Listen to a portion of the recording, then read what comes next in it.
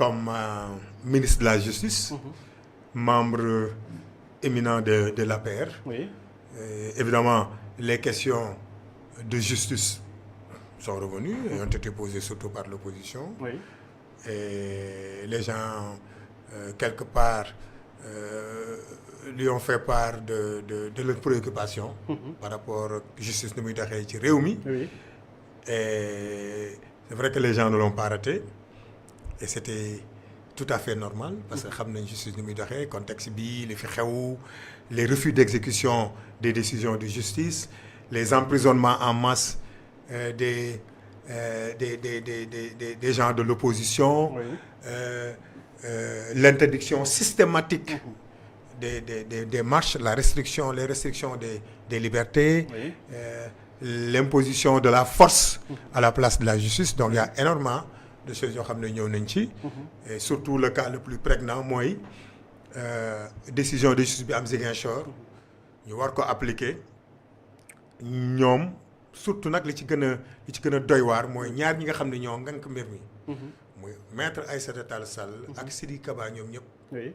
ils furent d'éminents avocats. Oui, effectivement. Des hommes de l'art comme on dit.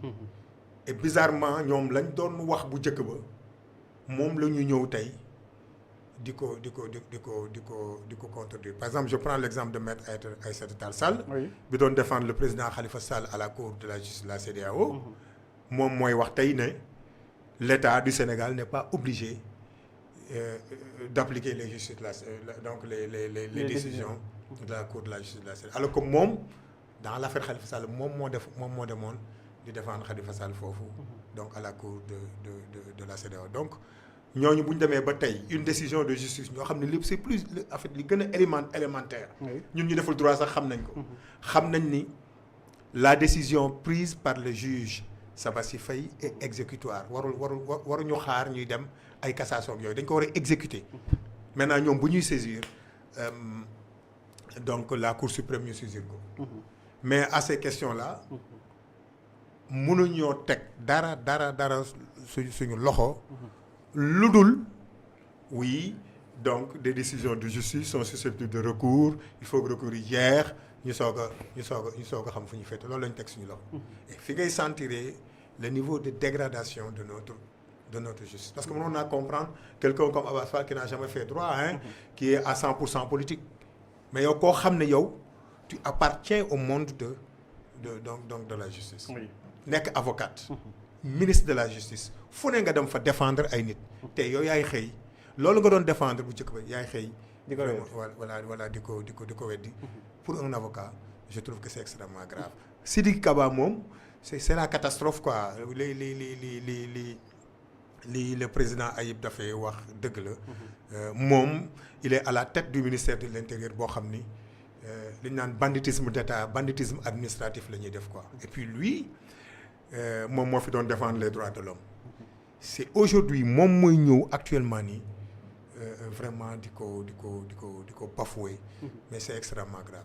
donc lu Ayib Daffé wax que ni moom Aïssata Tall Sall moom moo ni bu CEDEAO jëlee décision peut-être mu arrangé ki nga xamante ne mu Ousmane Sonko état du Sénégal du ko appliquer. oui loolu la wax parce que dafa ne l'état du Sénégal am nañu suñuy cours am nañu suñuy tribunaux la CEDEAO ne peut pas primer sur nos trucs donc nous ne sommes pas obligés d'appliquer les décisions issues de la cour de la justice. loolu en fait par rapport ak seen i nawle yi sax yu nekk au niveau de la CEDEAO mais c'est très grave te nag adduna daf ko tàkk dañu moytu ëllëg ñoom ñu dem à la CEDEAO di joytu de bu boobaa nag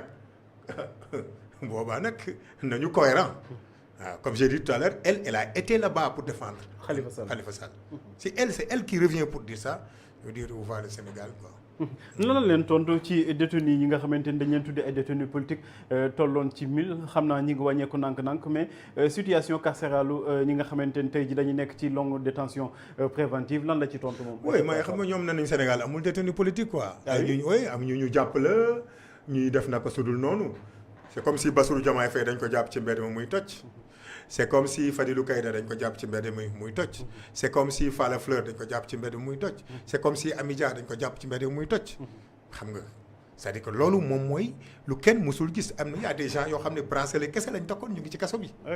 y a des gens yoo xam ne post Facebook kese lañ defoon ñu ngi ci kaso bi y a des gens réunion lañ leen fekk surtout les jeunes de Guédiawaye ñuy lekk laax ñu jàpp leen dóor leen ba ñuy bëgg dee et loolu il faut que ñu wax ko la police torture même les gens dañ leen di jàpp dóor leen soog leen yóbbu si yoon bi yëpp dañ leen di dóor yu metti am na si ñoo xam ne sax hôpital lañ yeewoo torture la ñuy def ñu jàpp seen situation carcérale gis nga ko Falla Fleur dégg ngeen keroog biñ koy atte lu mu wax on a failli me tuer parce que y a des gangs organisés yoo xam ne ñoom ñoo ko wax moom moo am biir camp pénal ay jigéen ñu booy leen ak ñoom pour ñu leen di dissuader parce que tout simplement ils ont eu le courage donc de faire la grève de la faim donc mënuñu wax ne Sénégal ces 1500 personnes là dañ leen jàpp ci mbedd mi ñuy toj wala ñuy yàq et pendant ce temps où sont ces gens-là qui ont tué 56 manifestants anañu kenn gisu leen et des gens qu'on a identifié image yaa ngi fi parce que ñoom ni ñuy def bay jàpp boy yi nii ci ay manifestations ay marches rek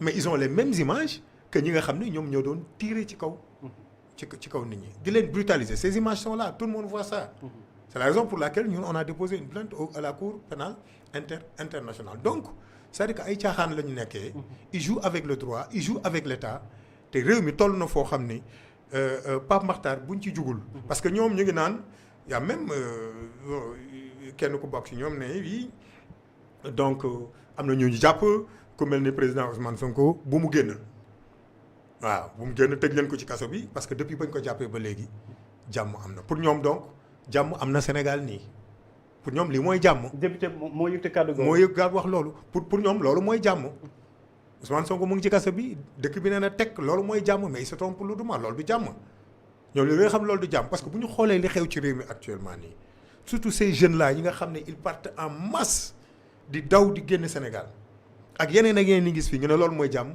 je pense que ñoom xamuñu liy jàmm parce que cette situation là ne peut pas continuer elle ne peut pas perdurer parce que bu ñu demee ba tey parce que man li ma jàpp loolu la je peux me tromper mais affaire bi nekkatul politique affaire bi haine la parce que munoo yéene nit noonu kaso na toog ci kaso bu leen ko génnee teew nga am sa njaboot ñu toog seen kër mais ëllëg bu la dalee lan ngay wax donc c'est ça la situation donc Maître Aïssata Tall Sall comme elle l'a fait quand elle est partie donc au comité des droits de l'homme dégg ngeen lu mu fa wax nee na détenu politique amul Sénégal dem na ba nii mais ñi ñu rey ce sont des civils qui ont tiré sur eux bi ñu demee ba affaire bi xaw a compliqué pour ñoom ils ont trouvé d'autres subterfuges pour génn ci mais tout le monde sait que ni tey jii nii le plus grave ici c'est de tuer des gens et aucune enquête n'a été faite depuis mars 2021 Pape Makhtar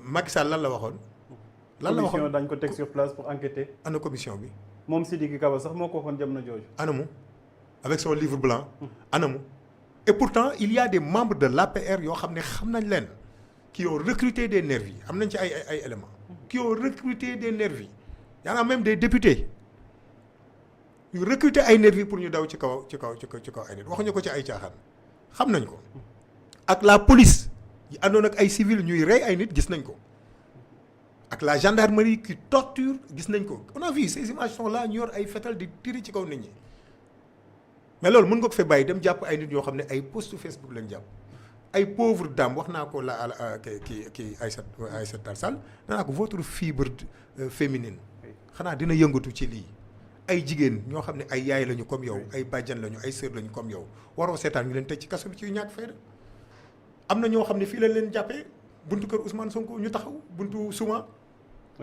jàpp leen tëj leen mais Pape Makhtar il y a quatre de nos collègues députés yu ñuy jàpp te Sénégal li fi Macky Sall jàpp ci député amul benn président man fàttaliku ma gis Senghor en passant par Abdou Diouf jusqu'à Abdoulaye Wade musuma fàttaliku fu ñu jàppee ay député tëj leen Macky Sall a pris fii des députés jàpp nañ leen fii tëj leen fii summi leen yëree yaramu neen dugal leen ci cave yi jàpp seen chauffeurs yi nga xam ne ñooñu leur seul tort c'est de conduire les véhicules des députés jàpp leen ñoom ak députés yi jàpp chauffeurs yi tëj leen bàyyi députés yi tëj chauffeurs yi bàyyi leen ci kaso bi mais Pape Makhtar on est dans quel pays ñooñu ñu ngi ci kaso bi ba léegi et c'est des gens qui travaillent uniquement am na ñoo xam ne sax ànduñoo peut-être politique ñu sax. liggéey rek la ñu wut. ñu jàpp député yi jàpp leen tëj leen bàyyi député yi tëj kon ne tëj leen. pendant ce temps où sont ces députés là yi nga xam ne ñoo fi doon trafiquer ay faux billets anañu ils sont pas chez eux et ça y a pas plus grave que ça où sont ces députés là qui avaient traficoté des passeports diplomatiques lu ñu leen def ay 6 mois 3 mois après ils ont tout fait pour les laisser pour les laisser partir donc mais mënuñu nekk dans un pays comme ça ñu ne ñu il y a une justice dans ce pays non il y a une justice à géométrie variable selon la tête du client. Les fonds force Covid là, nos 1000 milliards là. Oui. Hein? Anañu est-ce que dégg nga kenn kuñ ci arrêté kenn amul. Certains ont été blanchis. Oui. Peut-être ils n'ont rien fait, ça on peut le dire. Mais il y a d'autres ñoo xam ni mais tout le monde xam nañ ni ñii mais ils ont touché à l'argent du contribuable sénégalais et pourtant ñu ngi kii ils vaquent tranquillement à leur occupation. Mais opposition bi kuy wax ñu jàpp la tëj la wala toroxal la. Mais c'est ça qui est grave donc on l'a interpellé. Sur toutes ces questions. Mais comme d'habitude rek xam nga ñoom seeni wax moom lañ gën a mën que leneen quoi. ci mbirum bracelet électronique yi aussi j'espère que interpellé ngeen ko si. parce que aussi mënuñu comprendre état du Sénégal indi ay bracelet te bañ koy présenté ci boobu la assemblée dañu ñëwoon alternative la. ci yi nga xamante ni moom nañu gis jamono ji mooy ku ñëw rek ñu jox la mandat dépôt. alors est-ce que interpellé ngeen ko moom Aïssata Tall Sall ci wàllum bracelet électronique ak lan moo nekkoon sa réponse. waaw il en a parlé pour dire que bon alternative la et que de plus en plus ñu ngi implémenter loolu mais en réalité mais Pape Makhtar boo xoolee bracelet électronique yi en réalité ñun bi ñu koy jëkk a gis c'est pour qui kan lañ ko fi jëkk a takkal ci lu ñu xam bokk peut-être xëy na ñooñu c'est des personnalités politiques moo tax ñu xam ko peut-être daañu nañ ko takkal ñeneen bon du ma wax lu ma xamul mais bracelet électronique yi ci ay ñoom El Malick ak ay suñu ay yenn femmes yi ci lañ ko gisee ñun et ba léegi El Malick mu ngi nii di trimbalé wu ak un bracelet électronique mënul dem fenn Dakar lañ ko yamloo mënul sax dem Linguère bi nga xam ni mais ay mbokkam ña nga fa mais loolu mooy lan donc kaso yaa ngi nii fees dell. Il a fallu que certains commencent à élever le ton que temps yi ñu ngi jël nànk-nànk di juger nànk-nànk di bàyyi nànk-nànk xam nga ce qui est grave mooy ñi ñu jàpp ñëpp yóbbu leen instruction Pape Makhtar. amul sens.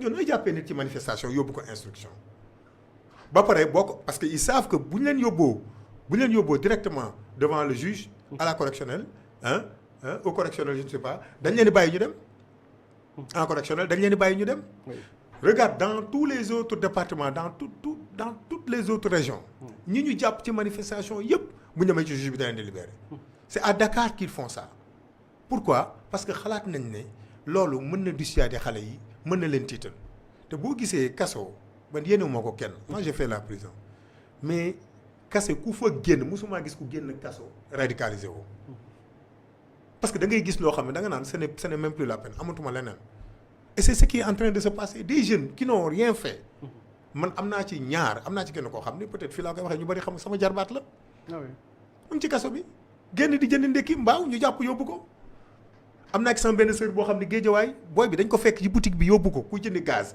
ñu jàpp ko yóbbu ko les gens qu'on arrête comme ça et on les met en prison et alors ils n'ont rien fait tous ces jeunes là yi ngay gis des élèves il y a des élèves qui sont en prison des professeurs des docteurs ils sont en prison des médecins ils sont en prison mais loolu c'est incroyable et tous ont une seule particularité au-delà de ñi ñuy jàpp ni te xamuñu leen tous ont la particularité d'appartenir à Pastef ñoom ñëpp ñun ñii nii ñëpp ñun tous les députés là peut-être li ñu may chance fan yii rek te gëwuma ko sax j'ai dit man dañ ma naan solal sa kii bi nu mu tuddati sa écharpe man du ma ko sol cette écharpe n'a aucune valeur et pourquoi mais député da ngay taxaw nga lay dóor grenade lacrymogène ak sa écharpe gis nañ ko fi ak sa écharpe ñu jàpp la tëj la kaso summi écharpe bi donc député amatul kii ci kii bi amatul njariñ immunité amatul fi njariñ dañ lay menacer sax ñoom boo dof loo léegi voilà ñun moom su ñoo nekk dañ lay jàpp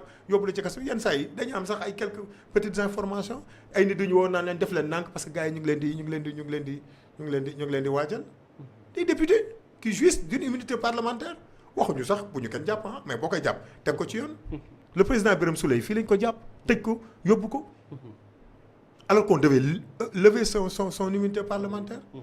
3 jours après il a fallu que les gens se battent à l'Assemblée nationale. Donc pour ñu mën ko libérer c'est ça le Sénégal. donc dans lequel nous vivons. moom laa sama gars yi dinaa seen échappé yi sànni leen ko même man sama truc bi dañ naan tax doo ko takk ma leen amul valeur du ma ko takk. loolu bokk na ci symbole république. mais amul mais justement. loolu laay wax le symbole de la république. moom la ñuy désacraliser. mais attends non c'est incroyable. Abass Fall député Pastef.